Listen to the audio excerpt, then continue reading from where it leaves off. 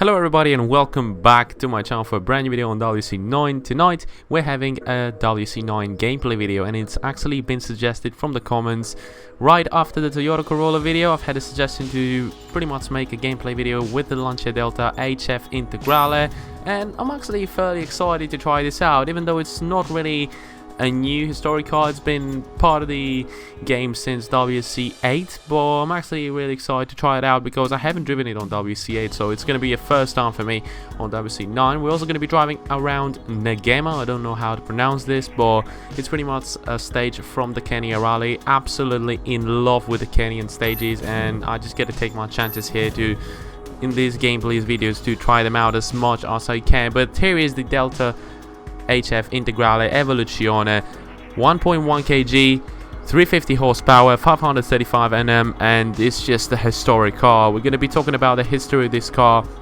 as we progress into this video, but the stage with this car around Kenya, just like we did with the Toyota. I didn't do this with the Quattro, but the Lancia actually drove around the Safari Rally and plenty of times. Lancia is a very, very historic manufacturer. To be honest with you, it's just probably my favorite rally manufacturer, and it's pretty sad that we haven't seen Lancia since 1992 in the sport. And this actual car, the car that you're watching right now, is the last car that Lancia actually put out in the World Rally Championship. We've never seen them since then.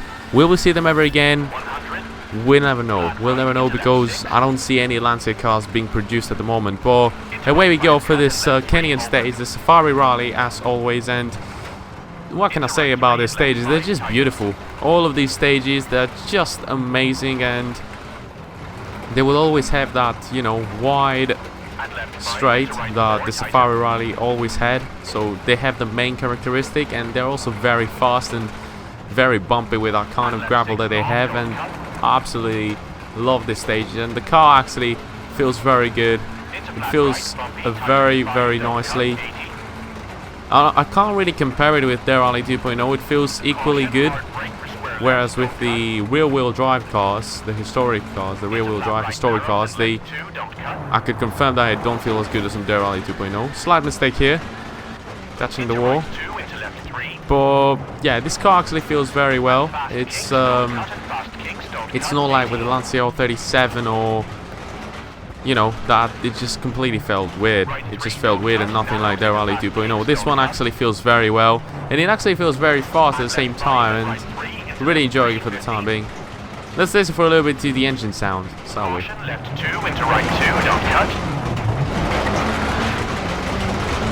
And kicks, jump, and left 5 narrows. Into right 5, very long, tightens. And caution, jump into right 4, 50. Kinks, narrows, and kinks, keep in. It's the narrow part of the stage where you go through the village. The interior of the car actually looks very nice at the same time, as you can see right there. I love with all these cars when you have this camera view where the side windows are pretty much dirty and you can't see anything, so you always need to use your wipers in order to see up in front. This is a very nice part of the stage. Lovely bridge there, lovely deep bridge through the water. Absolutely amazing part of this stage. There's just beautiful stage design. Absolutely love Kenya, and hopefully when Codemasters take the license, they can make equally good stages, especially for the Safari Rally. And there we have it, the wide straights there. Absolutely in love with this. We always get a helicopter view through those straights. This is just full speed like a Safari, and we're gonna go through water there. Could have avoided that and could have gained some time. Nothing really changed though. Into left 5 brake, into right 430. Right 5 opens and left right 5. Into left 4, keep in, and right 5, into left 4, don't cut.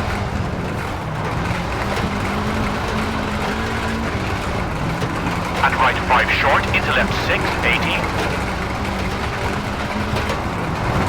Caution, left 3, rock in, 30. Ooh, running wide there, could have made a huge mistake. But so far, as you can understand from the philosophy of these stages, they are very fast stages. The previous one that we did on Kenya was actually quite technical in some parts. This one seems like a much faster one, but still has a very nice stage design with the deep bridge and, you know, the wide straights that always Kenya has. What I really like about this car is its history, and its handling is also very good. The interior looks nicely. Got the Albert logo on the wheel, because Lancia at the time was very close with Albert. They really worked together, so we need to give some props to Albert as well, as we're going to be coming across the line with a 4.1. Obviously could have had a better time. We could have had a massively better time. 9.2 seconds ahead of the guy on second position, but obviously it could have been a much better time. You know, this was my first time driving around this stage, and it actually feels very good for a first time, you know. Of course, there's so many improvements you can make on a stage, on a rally stage, where you pretty much redo the stage over and over and over again. That's what the eSport guys do.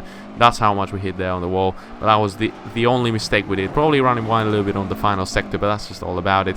But let's just talk a little bit of facts about this car. 1987 from 1992. That's when this car was pretty much representing Lancia, the Lancia brand on the WRC Championship. And the impressive start that this car had was from 1987 to 1992, it won all 6 Constructor Championships. It's just a phenomenal statistic.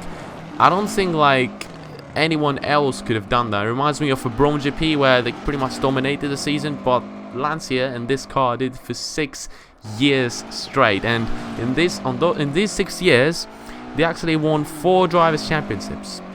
That's such a phenomenal car. It's probably the most successful car in World Rally Championship history, like with incredible drivers, and especially this version, the Lancia Delta HF Integrale Evoluzione, was the car that drove on the last season, 1992, where they won the Constructors' Championship, but they didn't win the Drivers' Championship, very surprisingly, even though the car got overly 8 wins in this championship, 6 of those taken by Didier Auriol, one of the legendary French drivers that unfortunately won only one championship. He actually ended up 3rd in that year's championship with 6 wins. Very weird, if you ask me. I wasn't alive back then to actually know how the whole season worked, how many rallies we had in the calendar and all that, but, you know, just checking out the statistics, it is quite weird that they didn't win yet another Drivers' Championship. But 6 out of 6 for this car, and since 1992 we haven't seen Lancia in the World Rally Championship. It's sad, because, you know, such a legendary manufacturer is not part of the championship, and hopefully with the new rules that we're going to be having by 2022 or 2021, I'm not really sure, probably 2022, I'm gonna have some new rules with hybrid engines and all that, and plenty of manufacturers are actually interested to join the World Rally Championship, and that's what WRC needs. I feel like it needs more manufacturers so that people can get more into it, because back in the day, in the Group A days, and even in the Group B days, like, a lot of manufacturers joined in, like MG, Hyundai, you know, Skoda, you had Seat, you had so many manufacturers. It was a great way of actually showing off your models, your cars, and then selling road cars pretty much. So it was probably the passage to make your car more commercial, let's just say, something like that. But yeah, it's sad that we don't have Lancia, and hopefully they will come back eventually with the release of a brand new Delta or something like that, you know.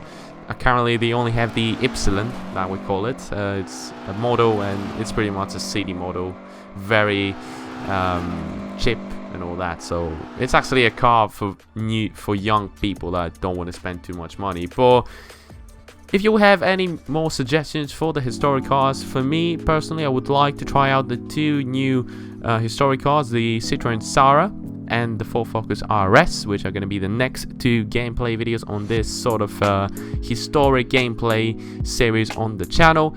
But yeah, I'm very happy with this video. Love the car, love the stage. Keep on giving me suggestions down in the comments below, because that's what pretty much keeps the channel alive. And yeah, that was it for today, guys. If you enjoyed, smash the like button, subscribe to my channel if you haven't already. Make sure when you subscribe, turn on notifications, ring that bell to get notified for any new WRC9 videos. Share this video with any of your friends that are looking for fresh WRC9 content.